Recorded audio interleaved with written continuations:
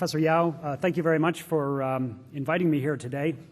The title of my talk is What Are My Odds? And I think that's appropriate. I think my luck is actually running rather bad today because I've been chosen to follow such an erudite and entertaining lecture by the previous speaker. But hopefully I'll be able to impart a little bit of interesting information to you if I can. The subject is going to be historical and modern efforts to win at games of chance. And the things that are going to be discussed are how gambling and a desire to win at gambling inspired the scientific study of probability. I'm going to talk about three key mathematical concepts that emerged during that early study which describe the majority of gambling phenomenon. And then I'm going to talk a little bit about some modern contributions of mathematicians to solving present-day gambling problems. Everything begins with gambling, or at least the important modern history begins in 1654. And there was a well-known gambler in Paris named Chevalier de Marais, and he was perplexed by a seemingly inconsistent result in some of the popular games of chance that were played at the time. The illustration on the left is not really the Chevalier, but it's a person in the costume of the time, so that may be what he looked like. His particular question that he was dealing with was a game of betting on rolls of dice, and his question was, why, if it is profitable to wager that a 6 will appear within 4 rolls of one die, then why is it not profitable to wager that double 6s will appear within 24 rolls of 2 dice? And the reason is because both of those represent 4 rolls of a dice represent 2/3 of the possible combinations on a 6-sided dice, and 24 rolls represents also 2/3 of the total ways that 2 dice could come out, which is a total of 36 combinations. Now, he thought those should be the same. Now, de Marais took his question to his friend Blaise Pascal. As we all know, Mr. Pascal was one of the greats of mathematics, so de Marais was very lucky to have him as a friend. Stimulated by de Marais' question, Pascal began a very now famous chain of correspondence with another mathematician of the time, which is Pierre de Fermat, of Fermat's last theorem, who was living at that time, and the two of those were friends. Now, in their discussions, and the letters have been examined by historians of mathematics for many years, but it was evident that to those two that no existing theory existed that adequately described a solution to de Marais' problem.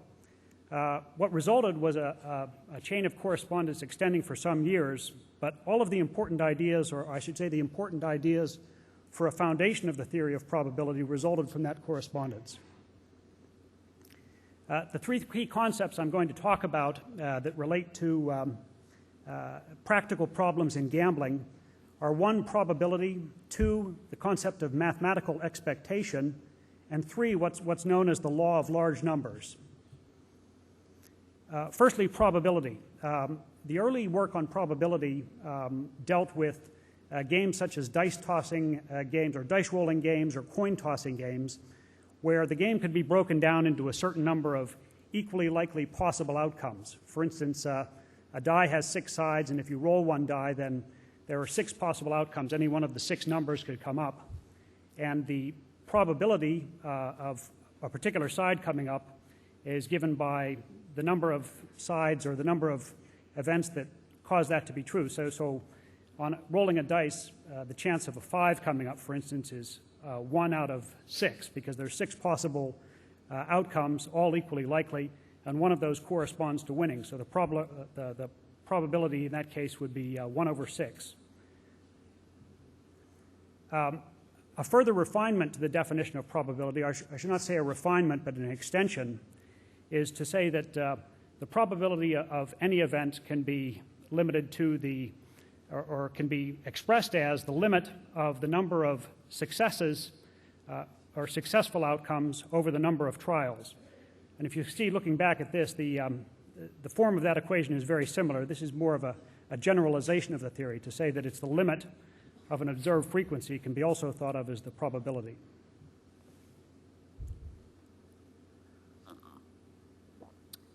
The second very big idea that's very relevant to gambling problems is the idea of mathematical expectation.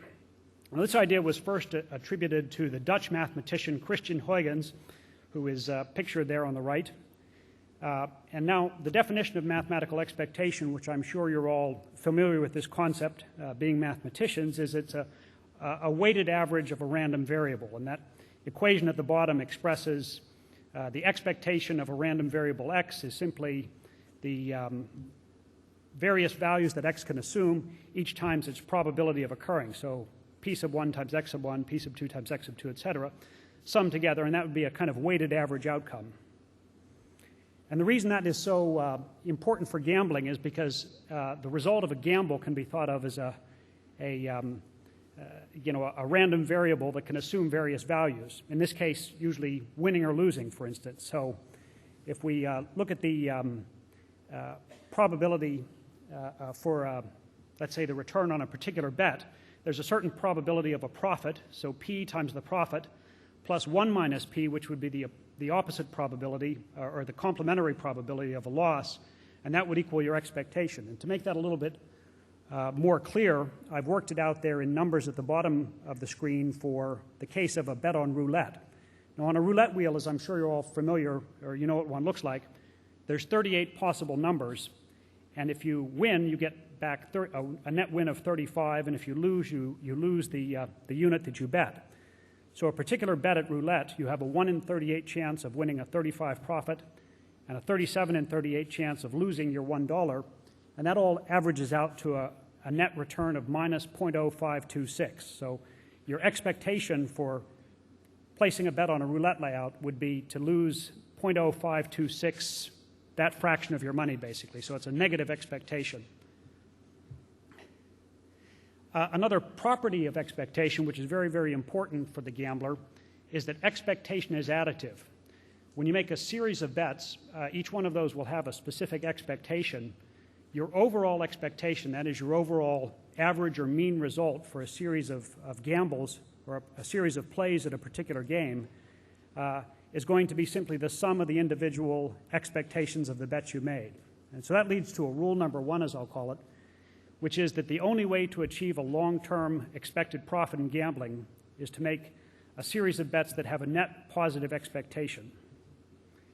Now, the last of the 3 big concepts I wanted to talk about is the law of large numbers. And this is one way of naming this particular phenomenon.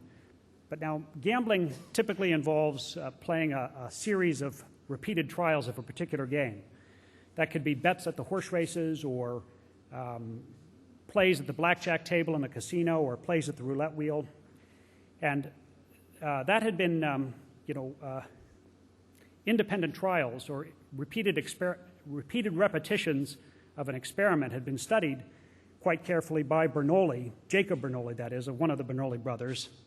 And in fact, the outcomes of repeated trials are often called Bernoulli trials in honor of Jacob Bernoulli. And down below we see the famous formula, which is the binomial distribution. And that is a formula which tells us the probability of particular numbers of successes in a given string of trials. Now, again, I think as a group of mathematicians, you know much of this, but as the number of trials increases, the expected ratio of successes to trials converges stochastically to the expected result. So in this case, I'm showing a series of results, and what's graphed there is the proportion of successes, and they're clustering there around the 50-50 or the 0.5 point.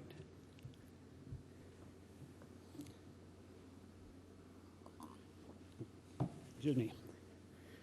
So tying these 3 concepts together, being able to express the chance of an event as a probability allowed the mathematical analysis of any wager. And the additive property of mathematical expectation enabled the calculation of the overall expected result of a series of wagers. And the law of large numbers guarantees that the actual result of a series of wagers is going to converge stochastically towards the expected result. Now, let's get down to some practical things now. Here's a graph or a chart showing how one might fare at a particular game of chance. Now, what I've shown here is the solid dark line running just above the x-axis in this graph is the graph of the expectation at a particular game.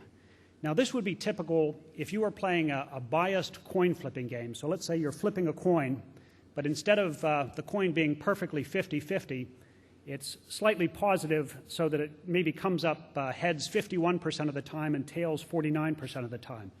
Let's say you win $1 when it comes up heads, and you lose $1 when it comes up tails. So as you're playing along, the number of trials goes along the x-axis here, and your result is on the y-axis. So the expected result, that is the average or mean result of the series of trials, you can see is creeping upwards as you move along slightly. So by the end of 100 trials, you'd expect to be a couple of units ahead. But what's more important here, and what's kind of more interesting as a phenomenon, is that the spread or the possible variation in your result is given by the blue lines first, is the 1 standard deviation spread, and the pink dotted line on the outside is the 2 standard deviation result. So basically this chart describes what could happen to you in 100 trials of a very even coin flipping game with a narrow advantage towards the player. Your mean result is to be slightly ahead of even, so you would have made a little bit of money. But your actual result could very easily be anywhere within those different ranges. So you could be up or down. We're seeing 10 or 20 units plus or minus are quite realistic possibilities for where you could be after that period of time. This is what people typically face. Now, if you're in a casino, it would be very much like this, except that your expectation would be a little bit negative. Instead of having an expected positive result after an hour's play or after 100 trials, you'd actually have a negative expected result. So this would be sort of a rotation of this graph around the x-axis with your probability of losing. But it would basically say that you could walk into a casino, and even if you had a negative expected result, in 1 hour's play or 100 trials, you could be anywhere. You could be winning a lot, you could be losing a lot, and that's what people typically go to a casino for. Now, what I've shown here is now the medium run. That was the short run, 100 trials. Now I've showing the medium run of the same game. So this is basically the same probabilities operating, except that this time I've run it out to 10,000 trials.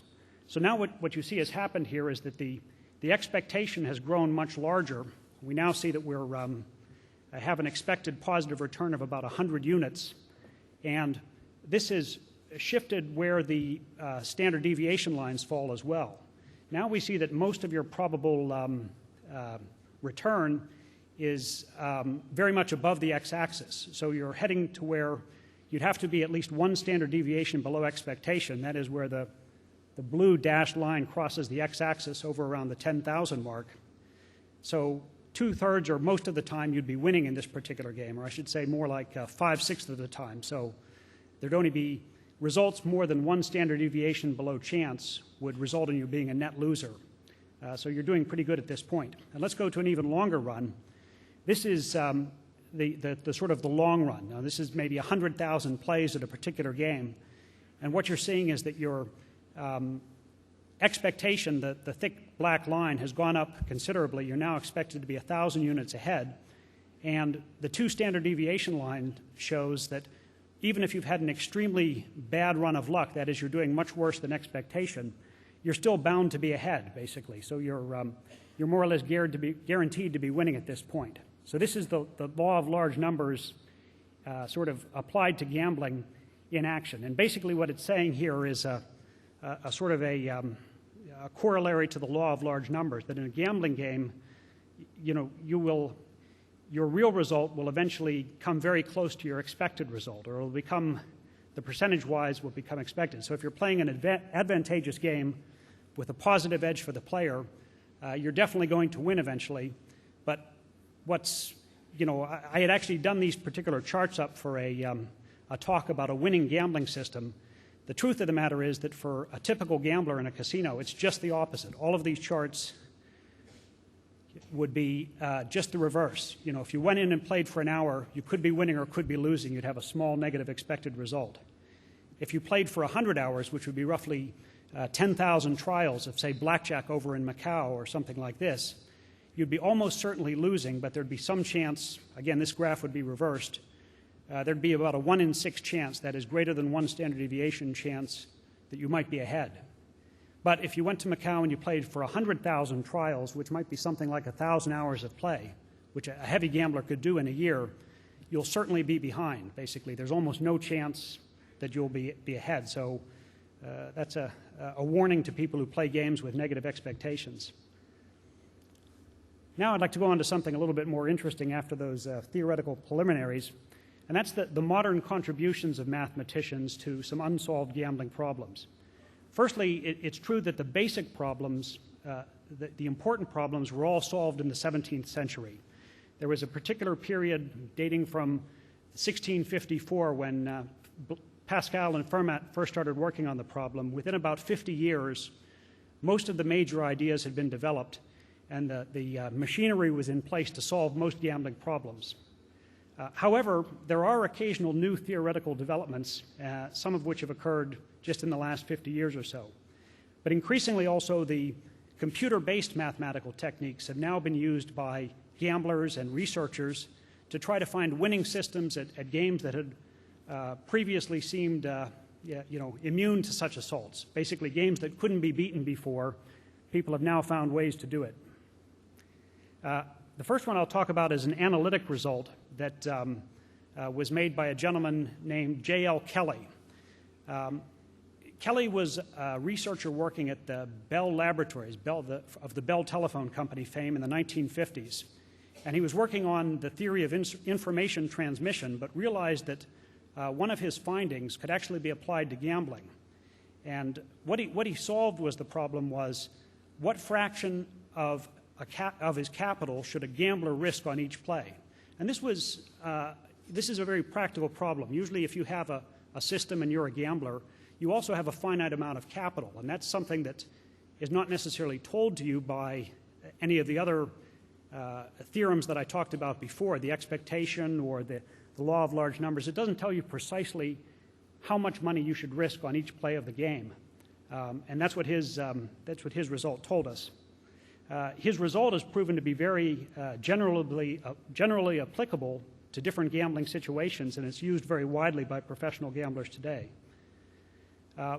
What Kelly did was to define something called it's called the Kelly criterion sometimes, is he defined the exponential rate of growth of a gambler's capital, G, as being the limit of this X of n, which is final capital versus his starting capital, as a game is played on, and n being the number of trials. The derivation and the solution to this is a little bit involved and beyond the scope of this lecture, but it gives some very simple results. So for instance, in a coin flipping game where the coin was slightly biased, for instance, let's say you had a coin where or a game where you win $1 if the coin comes up heads, and you lose $1 if it comes up tails.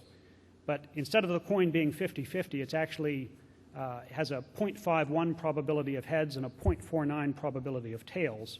So that'd be a slightly advantageous game. And let's say you have $1,000 as your total capital. Well, the Kelly formula, maximizing that function G above as according to the fraction of your capital that you wager on each play, it comes to a very simple formula, which is you should wager 2 times P, and P being the probability of winning, 2 times P minus 1. So if P is 0.51, you would want to wager 0.02 of your capital. So if you had $10,000, you'd want to risk $20 on each play, or $20 on the first play, I should say, but then always recalculating as your capital grew or shrank, depending on whether you're winning or losing. You would always outlay exactly 0.02 or 2% of your capital. It's a very important result, and it's used very widely. The second big area is not a theoretical advance, but rather it's a practical advance in gambling. I think many of you will know the game of blackjack. To those who don't, I'm really not going to be able to describe it here adequately, but I'll assume that most of you do. That's a game where the player receives 2 cards and the dealer receives 1 card which is visible to the player and another card which is hidden. Now the object of the game is to achieve a point total of your cards in your hand as being close to 21 as possible without exceeding that number. It's a game that has both skill and chance elements because you have a choice of whether you take additional cards or you don't take cards. Now, this had been a popular game in casinos since the late 1800s, and it was solved in 1960s. So it had been around for about 70 years and was quite popular. But it had so far eluded solution because while the rules of the game were very well defined and there was no theoretical challenge, the fact that it was dealt from a deck of cards and that there were a large number of discrete, I call them card order dependencies, it made it very difficult to enumerate all the possibilities. And even though it would be not theoretically complicated to simply write out on paper all of the probabilities, it would be millions of different combinations that you would have to write out and test, and so it wasn't able to be done manually.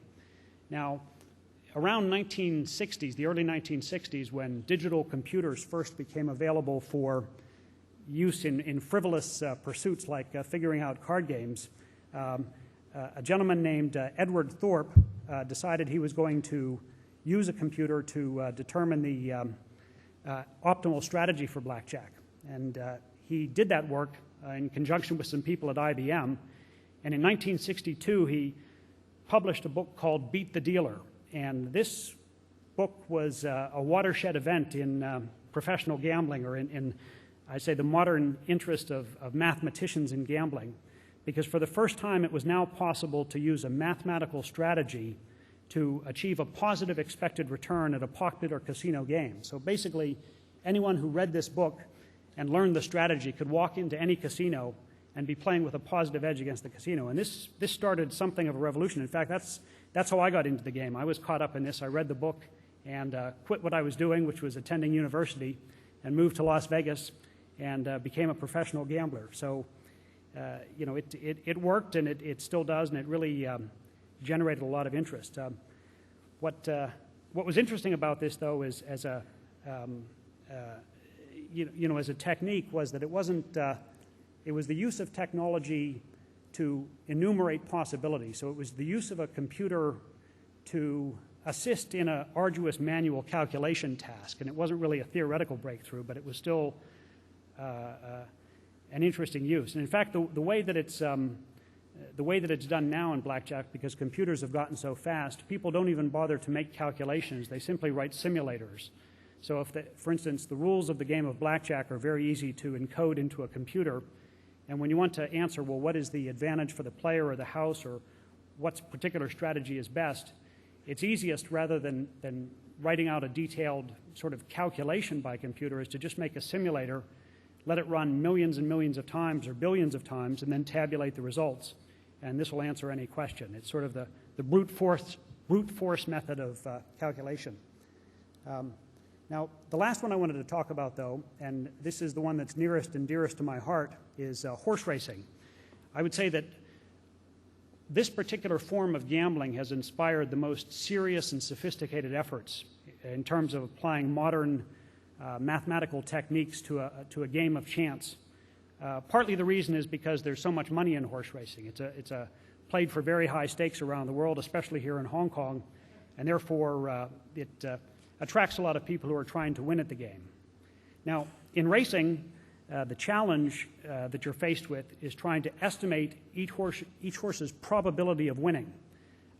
Now, unlike a well-defined or idealized game like blackjack, which is really just a set of rules, basically, or a game with dice or cards, which again is something that is not, it can be set down as rules.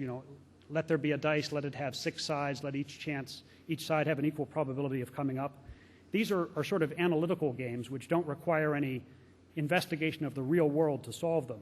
Horse racing, however, involves dealing with real individual horses and modeling real-world phenomena. So it's a departure from pure mathematics.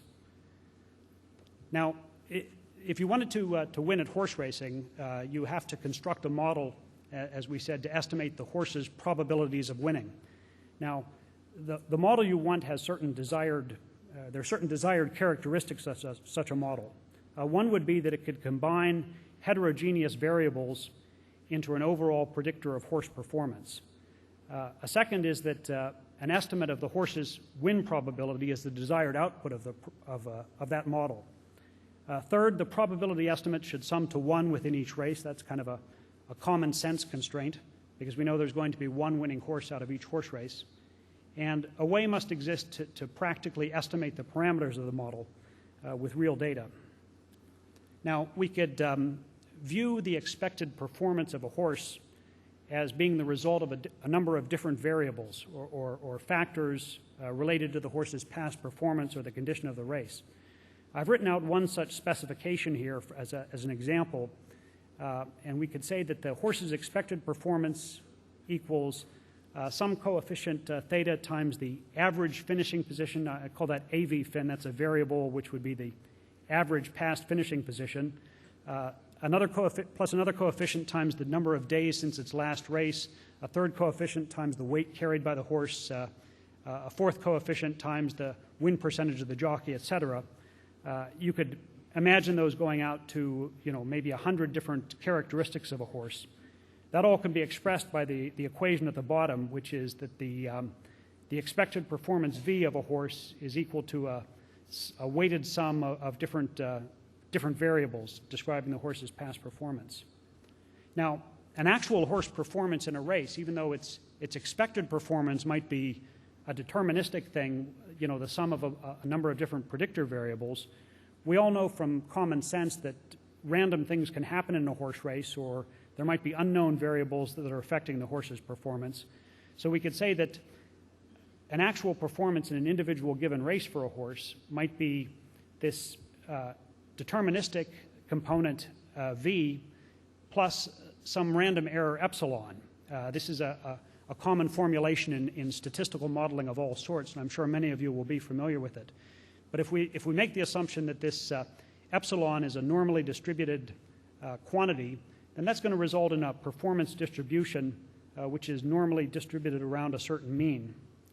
And there would be a graph of that. Now, this is, for instance, a graph of the expected running time of a particular horse. So we think that a particular horse is going to run a race in an elapsed time of just under 90 seconds, elapsed time being on the x-axis there, but that his actual performance is going to be somewhere around that due to unknown factors that we can't control for or can't predict.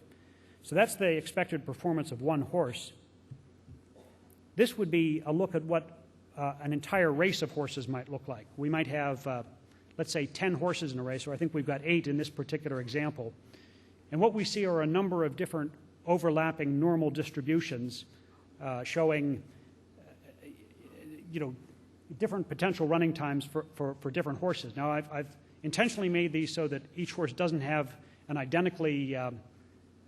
equally wide distribution. Some horses might be more consistent and have a sort of a narrower distribution of possible running times. Others might be more uncertain in their performance and have a wider standard deviation. But this sort of mess right here is a number of overlapping predicted running times is what you really have in horse racing. And this leads to something called the probit model of horse racing. And the chance of a particular one of these 8 horses winning is sort of the chance that his performance will be the leftmost of all of these overlapping distributions. And that's expressed by the equation on the bottom, which is a rather complicated equation. If we assume that that is the model of a particular race, then you can create a likelihood function which you can associate with a past series of race. And this was basically the likelihood of the observed winners in a series of, let's say, a past 10,000 races is going to be this product of the winning probabilities assigned to the horse that actually won in each of those particular races. And this results in a very difficult to solve problem. It has to be solved by a very complex iterative method. There's a gentleman actually here in Hong Kong who's pioneered one of the ways to do that, a Professor Guoming Gao at Chinese University. And we've personally have been using his methodology for solving this particular problem in practice. Well, that's I showed you that to give you really a flavor of what kind of work is going on. I've included this graph just because I'm proud of it. This is the actual record of betting using the aforementioned horse racing system, or a methodology very similar to that. And this is a consecutive series of about 6,000 races, which was about 11 years of Hong Kong racing. And the graph is of a sort of an accumulated net profit that we experienced betting on this particular system. And in fact, to those of you who are mathematicians, which I assume is most everyone, the y-axis on this graph is actually a logarithmic scale, because the actual profit chart from using this system was, very much a very, very steep. So to make it fit on a particular page, we had to use a logarithmic graph. So it was, something I'm proud of.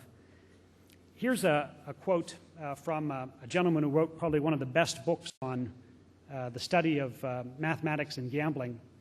And his conclusion was that gamblers can rightfully claim to be the godfathers of probability theory, since they are responsible for provoking the stimulating interplay of gambling and mathematics that provided the impetus to the study of probability. Now, I think that's a true statement, and I think that in the past, certainly it was true in the 1700s or the 1600s when all of this started. These days, it seems that rather than being the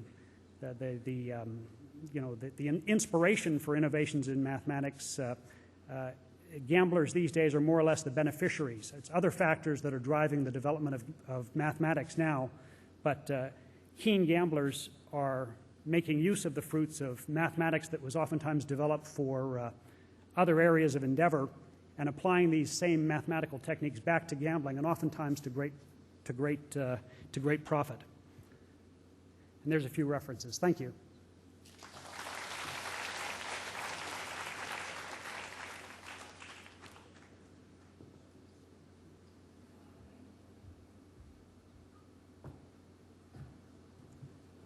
Great.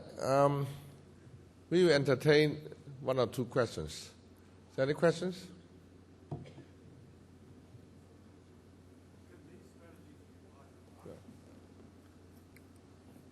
Sorry, could you say that again? To stock markets, for example? Oh, yeah. The question was, can these strategies be applied to the stock market? Yes, in a matter of fact. I think horse racing is probably the closest analogy, because in the stock market, you're oftentimes, one way of profiting is to be able to predict how a certain company's shares are going to fare, or a particular currency. And oftentimes this involves real-world modeling of the particular underlying instrument. So you would have some model that would predict the future share price based on some past data, in the same way that you would predict a racehorse's performance. So yes, these things can be done, but horse racing is a particularly good field for applying this type of modeling, because the stock market, oftentimes you have unique situations occurring, whereas horse racing is very stable, and you've got the same sort of event occurring thousands of times, which makes it very much amenable to modeling and statistical analysis.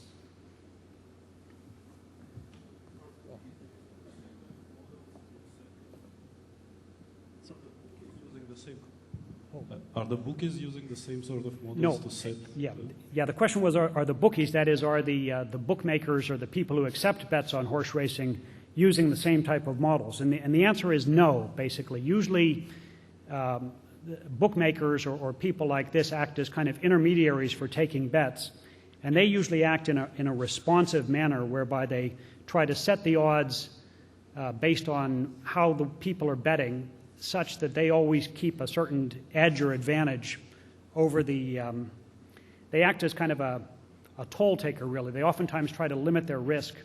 And specifically in Hong Kong, I think people may be unclear what you mean by bookmakers, because here we don't have bookmakers, that is, individuals who accept bets on racing. It's all done at the racetrack. And the racetrack operates on the parimutuel system, where it withdraws a fixed percentage from the betting pools, and therefore is taking no risk, basically. So no, but it's the gamblers using the models, and not the casinos or the racetracks or the bookmakers.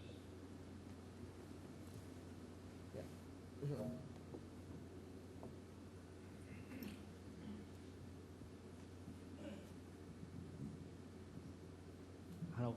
I want to ask, in Hong Kong horse racing, Hong Kong horse racing, the odds is a little bit changed before the race, and after you get the probability, what's the, however, the odds is changed, then how to get the expectation value and before the race and before the betting, and what is the optimal time to make a bid?